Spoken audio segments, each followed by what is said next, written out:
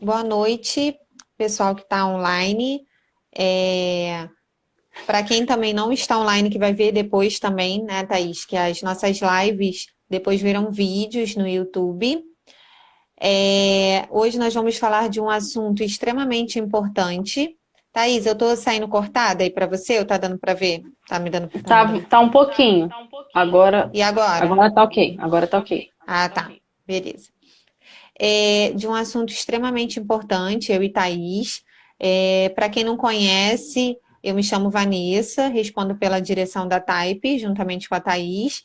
E geralmente às quartas e quintas-feiras nós estamos vindo aqui com conteúdos, até mesmo sugestões de seguidores nossos, clientes, para poder estar passando para vocês e ajudando também, né? O tema de hoje é sobre um requisito da norma 7.1 de análise crítica de pedidos, propostas e contratos, e nós da Type decidimos fazer uma série de lives com vários requisitos, tirar um pouco as dúvidas, curiosidades e tratar um pouco sobre eles, né, Thaís? Isso aí. Isso aí. Pessoal, boa noite. Mais uma vez estamos aqui para fazer uma live, falar sobre o assunto da norma, né? Surgiu essa ideia da nossa parte, né, Vanessa? Sim. De fazer uma sequência de lives onde nós possamos abordar os assuntos, os requisitos da 17.025. Então, são requisitos que às vezes têm dúvidas, no geral, as pessoas têm dúvidas, e nós vamos abordar de uma forma simples, rápida e que possa auxiliar todos que nos escutam. Sim. E qualquer dúvida, o pessoal pode estar perguntando aí ao vivo, né? E sugestões também, sempre mandando para gente no direct, algum assunto, enfim. Nós estamos aqui para poder ajudar e somar, né, Thaís? Então, Isso aí, podemos isso aí. começar. Vanessa, primeiramente, eu gostaria de saber, e todos que nos escutam também acredito que gostariam de saber, o que diz o requisito 7.1 da 17.025? Sim, ele é um requisito, como já falamos agora anteriormente, de análise crítica de pedidos, propostas e contratos. Ele é um requisito de extrema importância, geralmente aplicado no setor comercial e administrativo dos laboratórios. Ele fala sobre toda a troca que você tem que ter com o cliente, que tudo deve estar claramente definido, descrito no procedimento interno, na sistemática da empresa. Nós vamos estar falando de tudo que necessita dele aí mais para frente. Eu viso muito que tem uma parte aqui no item da norma, Thaís, que fala que o cliente no 715, ele deve ser informado de qualquer desvio, de tudo. Ou seja, esse item, ele diz que todo o trâmite deve estar descrito e prontamente disponível. Geralmente nas consultorias, né, nós passamos e tudo mais para os clientes, que é um item que é bom que está tudo alinhado, ou em pasta eletrônica, ou em pasta física, isso aí vai depender muito, a gente entra no item de controle de registros, mas que todo o processo esteja alinhado e prontamente disponível. O 7.1, então, é o item comercial, onde nós vamos estar falando de propostas, análise críticas, até a saída do serviço e o produto final no laboratório. Ah, ótimo, ótimo. É um requisito, então, muito importante, né? Sim. É um requisito onde tem que ter tanto a comunicação da parte técnica quanto a comunicação da parte administrativa, para que o serviço flua bem, né? Isso, tem que ter um conjunto, né? Eu falo que nessa norma, nessa nova revisão, na 2017, tem muito isso. Não é tão separado o requisito direção, o requisito técnico. E sim, todos estão andando juntos, ligados, né? A parte comercial tem que ter esse contato com a parte técnica, tirar possíveis dúvidas, andar em conjunto, né? Até a chegada do produto final, que eu falo que é o certificado de calibração, é o serviço final mesmo. Sim, sim, ótimo, perfeito. E nesse requisito, há necessidade de procedimento? Sim, tem necessidade. O item 7.1 diz que o laboratório deve ter procedimento para análise crítica dos pedidos, propostas e contratos. E tem 3 letrinhas de extrema importância, que diz que os requisitos devem ser adequadamente definidos, documentados e entendidos. Na letra B, e que o laboratório tenha capacidade e recursos para atender os requisitos. E na C, que quando forem utilizados provedores externos, os requisitos do 6.6 sejam aplicados. Ou seja, resumindo, na A, todos os requisitos definidos seriam o quê? No procedimento documentado toda a sistemática que o laboratório faz para poder atender esse item. Tem a capacidade de recurso, a capacidade de atender os recursos necessários dentro da proposta para poder também estar atendendo aos requisitos solicitados pelo cliente. E o 6.6 é quando ele vai trabalhar com subcontratação, não são todos. Então, eu vou subcontratar um serviço que ele consta no meu escopo, mas no momento eu não tenho capacidade, não posso estar atendendo, eu vou subcontratar um provedor externo, aí eu entro no meu requisito 6.6 de serviços providos externamente. Então, eu vou ter que ver um critério, analisar o meu provedor externo, e o cliente também vai ter que, vamos supor, ele vai ter que dar essa aprovação, olha, estou de acordo com a subcontratação.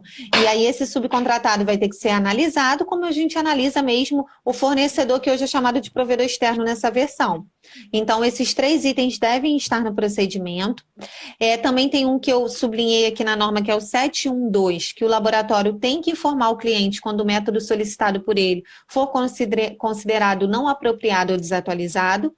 Como eu já falei anteriormente, Thaís, toda essa troca de e-mail, todo esse trâmite, desde quando o cliente aceitou a proposta, tem que estar claramente definido, né? E o requisito já fala análise crítica. Uma análise crítica tem que ser feita, né, antes mesmo da elaboração da proposta, para ver se o laboratório ele tem a capacidade de atender os requisitos solicitados pelo cliente.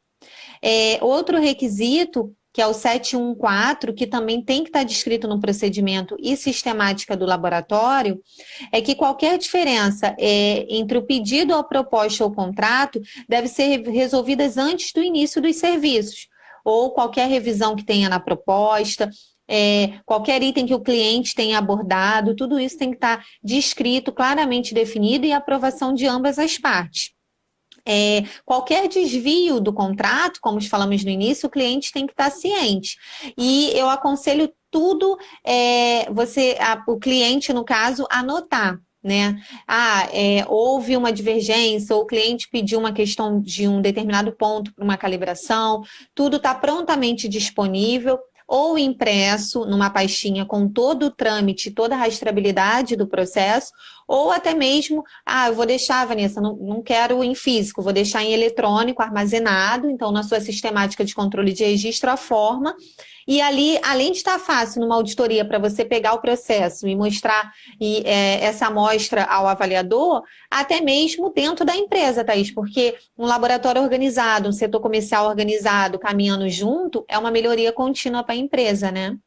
Sim, e evita reclamações de clientes, né? Sim, produto não conforme. Sim, consegue atender outros requisitos sendo organizado, né? Sim, com certeza.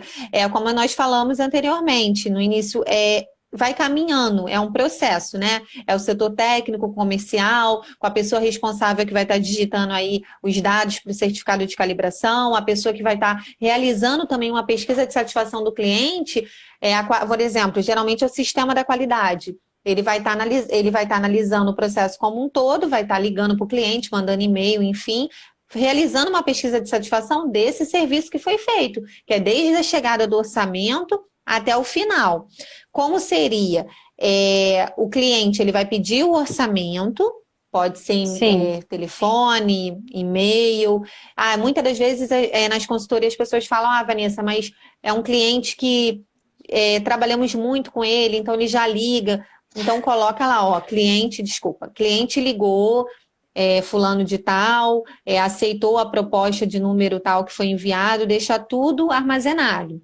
Sim, Depois a norma dá essa abertura, né? Sim, dá essa abertura, porque tem muitos clientes que já são rotineiros. Isso. Então, ele pediu o orçamento, o laboratório tem que ter a ciência, o setor comercial e os envolvidos têm que estar treinados, que tem que ser uma análise crítica feita antes para saber se ele é capaz de atender. E aí, se sim, uma proposta é realizada, tá? Nessa proposta, Thaís, lembramos também que tem um documento orientativo aí quando o pessoal for criar, que estiver criando do zero, o NIE-CEGEC 009, que fica aí disponível no site do Inmetro, que fala também do uso da logomarca para os laboratórios que já são acreditados. Então tem todo um Ah, processo, sim. né? Para o Existem pessoal até. requisitos a serem atendidos, né? Sim, com certeza. Nós da Type também, pessoal, temos na nossa bio do Instagram um link onde leva diretamente para esses documentos orientativos e uma lista mestra, porque muitas das vezes entramos no site do Inmetro, dá algum erro, então sempre estamos atualizando lá. E, Ótimo. Thaís, após a proposta, eu tenho meu aceite, ambas as partes, se foi revisado ou não, aí sim eu gero para frente a minha ordem de serviço, para o serviço ser realizado pelos envolvidos, pelos técnicos capacitados, e aí o trâmite continua, até mesmo a entrega do certificado de calibração ao seu cliente, uma pesquisa de satisfação, como nós já falamos, entendeu? Entendi. Eu percebi que há o procedimento documentado e o procedimento Sim, certamente vai puxar diversos registros, porque é necessário que isso seja documentado em algum momento, né? sim. E aí, quais seriam esses registros? Quais seriam esses principais? Então, os principais registros seriam a troca de e-mails, que não deixa de ser um registro, é a comunicação com o cliente, é o aceite dele, ou se não tiver por e-mail, por telefone. Na mesma pasta, você vai ter que ter a sua análise crítica de pedidos, propostas e contratos para analisar o pedido que o cliente fez. Em terceiro, após a análise crítica, ok, tudo certo, vou atender esse cliente, eu vou ter a minha proposta de serviços de calibração. Se eu tiver alguma revisão da proposta, eu ter todo esse trâmite, revisão 0, 1, 2, enfim. E após o aceite à proposta, eu vou ter minha ordem de serviço, onde ali vai estar descrito o que o técnico vai estar fazendo, então tem que ter essa ligação comercial e técnico, né? Ou gerente técnico, ou técnico responsável pelo laboratório. E após a ordem de serviço, o serviço feito, eu vou ter minha folha de registro, onde ali vão estar todos os meus dados que foram feitos a calibração daquele determinado instrumento naquela grandeza. E após eu vou ter o meu certificado de calibração. E aí o trâmite vai rodando, o processo vai seguindo. Certificado, pesquisa de satisfação, se tiver algum problema, enfim, alguma reclamação, o tratamento desta. Aí a gente vai entrando em diversos requisitos da norma que estão todos ligados uns aos outros. Sim, eu percebo que você falou da ordem de serviço, e a ordem de serviço é muito importante porque uma das Sim. principais reclamações, né, de alguns clientes, às vezes, é que enviam o equipamento para ser calibrado nos pontos tais, na faixa tal, e esse Sim. equipamento não é calibrado. E aí, quando o cliente vai reclamar, a primeira coisa que se fala é: houve uma falta de comunicação interna, houve algum problema de deixar o laboratório avisado e tal. Então é muito importante a questão da ordem de serviço e da comunicação interna, né? Sim, com certeza, porque é o que você falou, isso aí pode gerar uma reclamação, pode gerar um trabalho não conforme, ou até mesmo um retrabalho, não tem essa comunicação. A pessoa que é responsável em digitar os certificados faz de uma forma, porque já veio errado lá de trás, aí vai ter um retrabalho para fazer novamente um certificado em questão de pontos, como você falou, e aí entra a questão de prazo, de atraso e uma insatisfação. Então, para o sistema ter uma melhoria contínua, ter a questão da eficácia, resultados, precisa todos estarem treinados, uma comunicação entre todos os setores, dúvidas no processo serem tiradas com os responsáveis e o principal, que é o monitoramento desse pessoal, é os supervisores monitorar todo o serviço que vai ser prestado. Entendi perfeitamente. E um dos registros que me chama muita atenção é o registro que é o título desse requisito, né? Que é a análise crítica de pedidos, propostas e contratos. Sim. Como realizar essa análise crítica? O que analisar criticamente e o que registrar? Então, nesse formulário de análise crítica, de pedidos, propostas e contratos, eu vou ter que ali mostrar se o laboratório tem capacidade de atender os requisitos solicitados pelo cliente. Por exemplo, se ele tem pessoal qualificado para atender, se ele pode atender dentro do prazo, porque muitas das vezes tem cliente que precisa, olha, eu preciso dos meus instrumentos para daqui a 2 dias, e daqui a 2 dias eu já tenha outros que estejam sendo feitos. Ele vai ter que fazer, na verdade, Thaís, um estudo de todo o processo. Por exemplo, tem subcontratação? Sim, não, não aplicável? Se sim, o cliente está de acordo com essa subcontratação, e aí entra lá o item 6.6 que falamos no início. Eu tenho padrão para poder atender as especificações do cliente. Então, são N frases. Como fazer esse formulário? Aí vai de cada laboratório. Tem laboratório que faz um carimbo escrito análise crítica e ali faz todo o processo e vê se está ok. Tem laboratório que faz um formulário com essas perguntas que fica bem dinâmico e botar qualquer observação, qualquer regra de decisão, qualquer questão que você mesmo falou anteriormente de pontos. E aí sim, após esse formulário de análise crítica, esse registro da forma que o laboratório optar em realizar, tiver ok, e aí vai para a proposta, aceite e tudo mais. Então, esse requisito você vê que geralmente, como eu falei, é do comercial, administrativo, é de extrema importância, e todos esses registros que falamos anteriormente, eles estão linkados e prontamente disponíveis para acesso e consulta. Sim, entendi. Perfeitamente. Por isso que não dá para pular a análise crítica, né? Sim, não tem Porque como. pode simplesmente o setor comercial olhar, a calibração de um manômetro. Nós temos condição porque nós calibramos manômetro. Mas quando esse manômetro chegar na empresa, não ter ninguém para realizar a calibração, porque os colaboradores estão envolvidos em outras atividades, ou o padrão está em Sim. calibração e não ter condição de atender o cliente, né? Sim, e Então, ou aí às fica vezes é uma gerando isso. faixa que o laboratório não atenda. Então, a análise crítica